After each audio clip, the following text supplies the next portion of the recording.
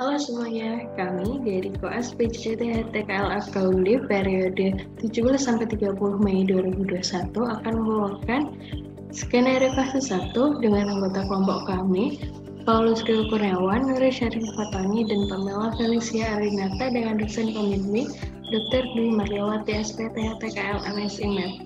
Selamat menonton dan semoga bermanfaat.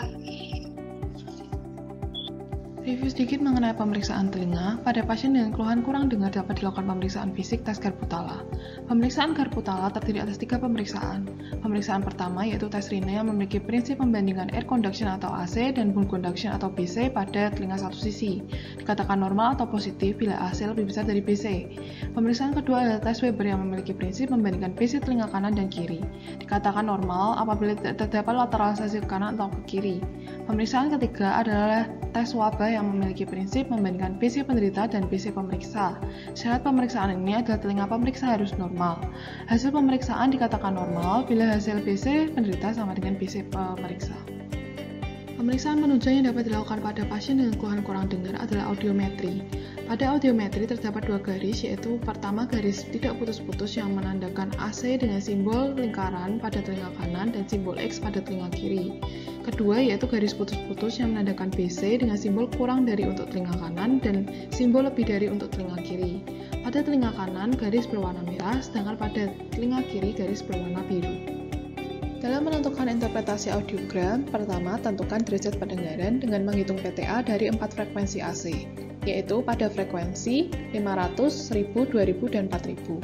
Contoh pada gambar ini, PTA dihitung dengan rumus 60 ditambah 70 ditambah 70 ditambah 80, kemudian dibagi 4 dengan hasil 70 desibel.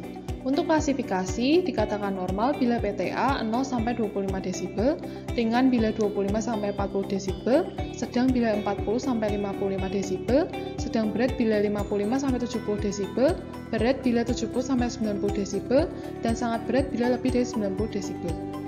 Kemudian menentukan AB gap pada 2 frekuensi ABBC berurutan. Dinyatakan positif bila jarak melebihi 10 desibel. Kemudian tentukan tipe kurang pendengaran. Ada 3 tipe yaitu CHL atau Conductive Hearing Loss, SNHL atau Sensory Neural Hearing Loss, dan MHL atau Mixed Hearing Loss. CHL apabila BC normal dan AC turun. SNHL apabila AC dan BC turun dan tidak terdapat AB gap. MHL apabila AC dan BC turun dan terdapat AB gap. Selanjutnya kita akan bahas kasus. Dari skenario, terdapat seorang laki-laki 65 tahun datang berobat ke puskesmas, diantar anaknya dengan keluhan telinga kurang dengar, sulit diajak komunikasi, dan harus bicara keras dan di depan pasien. Untuk keluhan telinga nyeri, keluar cairan, dan gatal di sangkal. Pasien memiliki riwayat hipertensi sejak 40 tahun dan kadang minum obat. Untuk pemeriksaan otoskop dalam batas normal, tekanan darah 150/100 mm air raksa. Dari pemeriksaan Karputala Rine kanan kiri positif, Schwaber kanan kiri memendek, dan Weber tidak ada lateralisasi. Lalu, apakah kemungkinan diagnosis pasien dan bagaimana edukasinya nanti? Mari kita simak. Dari anamnesis, bagian identitas hanya didapatkan jenis kelamin laki-laki dan usia 65 tahun, sementara untuk nama, alamat, dan pekerjaan tidak ada data. Keluhannya adalah pasien kurang dengar, sulit diajak komunikasi, dan harus bicara keras dan di depan pasien. Dengan riwayat, pasien mengalami hipertensi sejak 40 tahun dan kadang minum obat.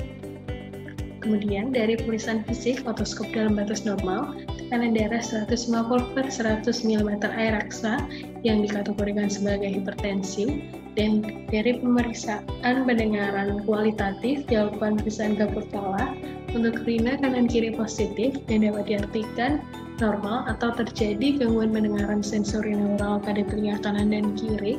Kemudian untuk Weber tidak ada lateralisasi, dan untuk Schwaber kanan kiri memendek yang dapat dikatakan bahwa pasien mengalami gangguan pendengaran sensori neural pada telinga kanan dan kiri. Kemudian untuk penilaian gangguan pendengaran kuantitatif dapat dilakukan pemeriksaan audiometri. Dari pemeriksaan audiometri kita dapat mengetahui telinga mana yang mengalami ketulian atau tidak, jenis ketulian, dan bagaimana derajatnya. Dapat dilihat dari grafik, notasi audiometri telinga kiri digambarkan dengan warna biru atau huruf X untuk kanan warna merah atau huruf O. Untuk garis lurus penuh merupakan grafik AC atau ambang dengar menurut konduksi udara, sementara garis lurus putus-putus merupakan grafik BC atau ambang dengar menurut konduksi tulang. Notasi ini akan dilihat pada bagian intensitas suara yang terdengar pada pasien. Lalu kita dapat menilai untuk AC dan BC apakah terdapat gap atau tidak. Untuk gap ini merupakan beda AC dan BC lebih dari sama dengan 10 desibel untuk minimal dua frekuensi yang berdekatan. Selanjutnya, kita dapat menilai adanya ambang dengar atau yang disebut dengan bunyi nada murni yang terlemah pada frekuensi tertentu yang masih dapat didengar oleh telinga seseorang. Ambang dengar ini didapatkan dari penjumlahan ambang dengar frekuensi 500, 1000, 2000, dan 4000 Hz yang dijumlahkan dan dibagi 4 untuk menentukan derajat ketuliannya. Kemudian dari gambar didapatkan ada yang masking yang ditandai dengan gambar setengah kotak warna biru dan merah. Masking ini dilakukan dari suara yang diberikan berupa suara seperti angin, bising pada headphone telinga yang tidak diperiksa, supaya telinga yang tidak diperiksa itu tidak dapat mendengar bunyi yang diberikan pada telinga yang diperiksa. Pemeriksaan dengan masking ini dilakukan apabila telinga yang diperiksa memiliki pendengaran yang mencolok dengan bedanya dari telinga yang satu lagi. Kemudian dari pemeriksaan ini, dari grafik ini didapatkan dari telinga kiri, AC dan BC lebih dari 20 desibel, kemudian tidak ada gap dengan penjumlahan ambang dengar yaitu 77,5, sehingga dapat dikatakan bahwa pasien mengalami gangguan pendengaran sensorineural derajat berat. Kemudian dari telinga kanan juga sama, AC dan BC lebih dari 20 desibel, tidak ada gap, dan penjumlahan ambang dengarnya adalah 77,5 desibel yang dikategorikan sebagai SNHL derajat berat. Sehingga kita dapat mendiagnosis pasien mengalami presbikusis dengan SNHL derajat berat karena pasien merupakan pasien geriatri dan mengalami SNHL derajat berat. Berikutnya kita akan membahas mengenai presbikusis. Jadi, presbikusis adalah tuli sensorineural frekuensi tinggi umumnya terjadi mulai usia 65 tahun. Simetris pada telinga kiri dan kanan. Presbikusis dapat mulai pada frekuensi 1000 Hz atau lebih. Progresivitas penurunan pendengaran dipengaruhi oleh usia dan jenis kelamin. Pada laki-laki lebih cepat dibandingkan perempuan. Untuk etiologi dari presbikusis, jadi presbikusis merupakan akibat dari proses degenerasi yang terkait dengan beberapa faktor internal maupun eksternal, antara lain faktor herediter, pola makanan, metabolisme, arteriosklerosis, infeksi, bising, obat-obatan, dan gaya hidup. Menurunnya fungsi pendengaran secara berangsur merupakan efek kumulatif dari pengaruh faktor-faktor tersebut. Patofisiologi dari presbikusis adalah proses degenerasi yang menyebabkan perubahan struktur koklea dan nervus laman. Pada koklea, perubahan yang mencolok ialah atrofi dan degenerasi sel-sel rambut penunjang pada organ korti. Proses atrofi disertai dengan perubahan vaskuler juga terjadi pada stria vascularis. Selain itu, terdapat pula perubahan berupa berkurangnya jumlah dan ukuran sel-sel ganglion dan saraf. Hal yang sama terjadi juga pada mielin akson saraf.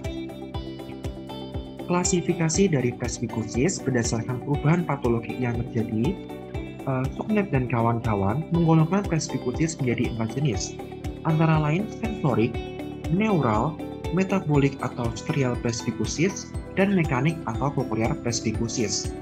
Menurut penelitian, prevalensi terbanyak adalah jenis metabolik sebesar 34,6%, sedangkan prevalensi jenis lainnya adalah neural sebesar 30,7%, mekanik sebesar 22,8%, dan sensorik sebesar 11,9%. Berikut merupakan tabel dari jenis presbikusis dan patologi yang mendasari. Untuk gejala klinis dari presbikusis, keluhan utama dari presbikusis adalah berkurangnya pendengaran secara perlahan-lahan dan progresif, simetris pada kedua telinga. Keluhan lain dari presbikusis yaitu adanya tinnitus nada tinggi atau telinga yang berdenging. Kemudian ada cocktail partitiveness. Jadi pasien dapat mendengar suara percakapan, tetapi sulit untuk memahaminya, terutama bila diucapkan dengan cepat di tempat dengan latar belakang yang bising.